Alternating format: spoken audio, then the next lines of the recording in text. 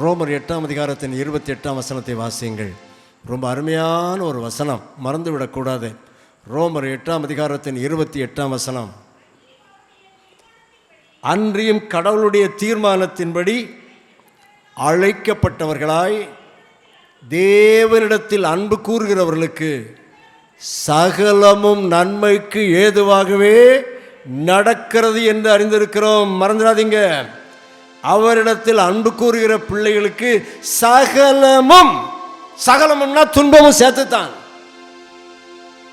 சகலமும் நன்மைக்கு ஏதுவாகவே நடக்கிறது என்று அறிந்திருக்கிறோம். துன்பங்களுக்கு உள்ளேயும் ஆண்டவர் ஒரு பெரிய புதையலை வைத்திருப்பார். ஏன் நம்மால் அதை புரிந்து கொள்ள முடியவில்லை என்றால், நாம் நம்முடைய வாழ்க்கையை பிறப்பிலிருந்து மரணம் வரைக்கும் தான் பார்க்கிறோம். ஆனால் நம்முடைய ஆண்டவர் நம்முடைய வாழ்க்கையை பிறப்பில் இருந்து நித்தியம் வரைக்கும் பார்க்கிறார். அல்லேலூயா. நம்முடைய பார்வை அப்படி பிறப்பிலிருந்து நித்தியம் வரைக்கும் திரும்பக்கூடும் என்றால், நித்தியத்தை குறித்த ஒரு நம்பிக்கை நம்முடைய இருதயத்தில் வரும் என்றால், நம்முடைய தேவன் நமக்கு அனுமதிக்கிறது சகலமும் நன்மைக்கு, சகலமும் நன்மைக்கு, எதுவாக இருந்தாலும் சரிதான். இயேசு கிறிஸ்து அன்புள்ளவரா இல்லையா? அன்புள்ளவர் தானே. அவரை விட அன்புள்ள ஒரு தெய்வம் உண்டா? சிலுவையிலே தம்மை தாமே ஒப்பு கொடுத்து 3 ஆண்டுகளில் தொங்கி துடிக்க துடிக்க பாவம் ஆக்கப்பட்டார் அல்லவா? அதை விட பெரிய அன்பு எங்கே இருக்கிறது?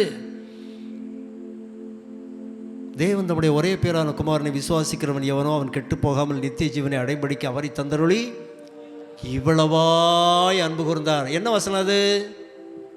யோவான் 3:16. இன்னொரு வசனம் இருப்பாருங்க, 1 யோவான் 3:16. அதுவும் இதே விஷயம்தான். இயேசு நமக்காக தம்முடைய ஜீவனை கொடுத்ததினால் அன்பு இன்னதென்று அறிந்திருக்கிறோம். அப்படி ஒரு அன்புள்ள தெய்வம் அவருடைய சாயலின்படி படைக்கப்பட்ட நமக்கு ஏன் துன்பங்களை அனுமதிக்கிறார்? ஏன் துன்பங்களை அனுமதிக்கிறார்? ஏனென்றால் அவர் அன்புள்ளவராக இருக்கிறார். உலகத்திலே உங்களையும் என்னையும் பணக்காரர்களாக வாழ வைப்பது அல்ல இயேசு கிறிஸ்துவுடைய நோக்கம். இயேசு கிறிஸ்து இந்த உலகத்திலே வந்தது நோக்கம் என்ன? மத்தேயு 1:21 தொடங்கினா சொல்லிடுவீங்க. அவருக்கு இயேசு என்று பெயரிடுவாயாக, ஏனெனில் அவர் தமது ஜனங்களின் பாவங்களை நீக்கி அவர்களை ரட்சிப்பார். இதுதான் புதிய ஏற்பாட்டின் முதல் வாக்குத்தத்த வசனம்.